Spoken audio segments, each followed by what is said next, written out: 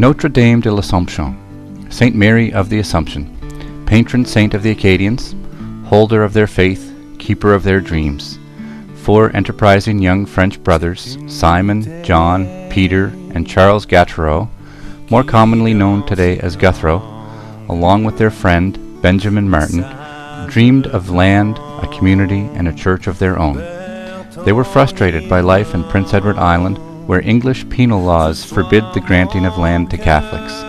They had heard of the beautiful Brador in Cape Breton and set about getting a land grant in the area. By 1823, they found Scottish settlers already on the shores of the lake and traveled upstream in a creek teeming with salmon and eels to find unclaimed land. By 1825, the brothers had built their ships and brought their families. One of their first tasks was to set up a sawmill. They needed homes, and they needed a home for their faith. Within a couple of years, a log chapel was built in the community that became known as Frenchvale. As the French settlement grew, and pioneers of the Catholic faith settled in neighboring Leeches Creek and the predominantly loyalist community of Ball's Bridge, a log chapel was no longer enough to house the faithful and pay tribute to the patron saint of the community's founding fathers. Priests from neighboring Sydney had been visiting the community sporadically. It was time to build a proper church. When the settlers brought the lumber milled from their own lands in 1858, they did not build a wooden church in the mode of most wooden churches of the area. Visions of their French ancestry crept into the design in its balustraded balcony and unusual apse. The church retained the architecture of small stone churches of villages of France, made with materials of the New World. The French influence was felt right up until the early 1900s, and senior parishioners in the days of Father Martin McPherson insisted on hearing their sermon in both French and English. Soon, however, Gaelic was heard mingled with English and French in the churchyard as waves of Scottish and Irish immigrants settled in Frenchvale, Beachmont, and surrounding communities. The church at Frenchvale took on the character of its parishioners, strong, stalwart, hard-working.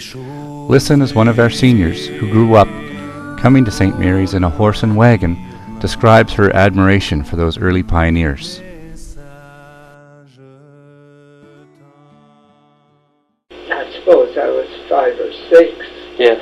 And I thought it was quite an experience. We went in the horse and wagon, and my brother drove. They were good with horses. And there was a burn there, and the people used to put their horses in the burn.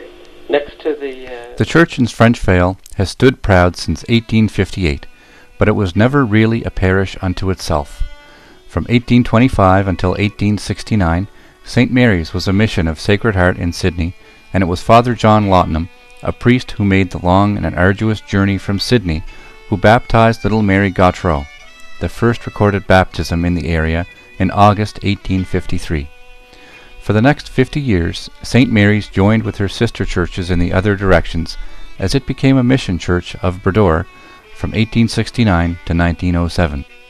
It's said that Father Martin McPherson, who served this parish for almost 30 years, was so enamored of the little church in Frenchvale that he found it hard to accept when the diocese chose to transfer the church to the parish of Boisdale.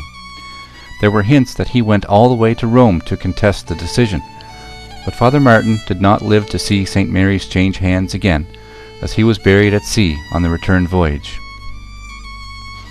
Imagine the bustling activity of dozens of sawmills and an active copper mine which employed hundreds of men in the late 1920s.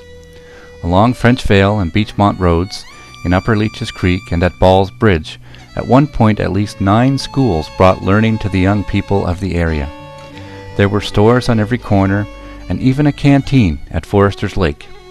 The faithful of Frenchvale continued to have their pastoral needs met while connected to Boisdale.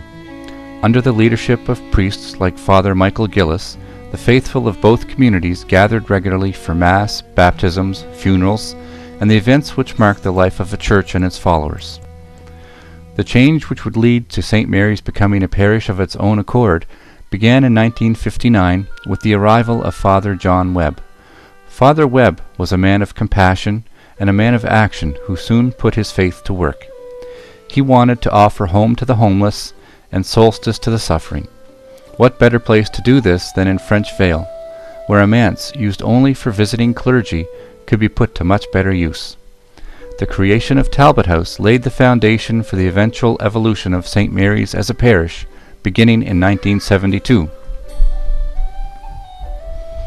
Father Webb believed in the power of hard work.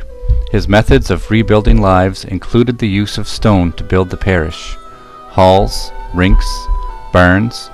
Parishioners will remember the ever-expanding gardens, the cows, and the occasional goat which not only sustained the men of Talbot House physically, but helped heal them spiritually. After 100 years, the church property had begun to show signs of decay. It took the vision of Father Webb and his passion for rural beautification to restore pride in the setting of St. Mary's. In 1973, Father Webb and the parish won an award from the municipality for their efforts. No stone was left unturned in restoring pride to the church and its community.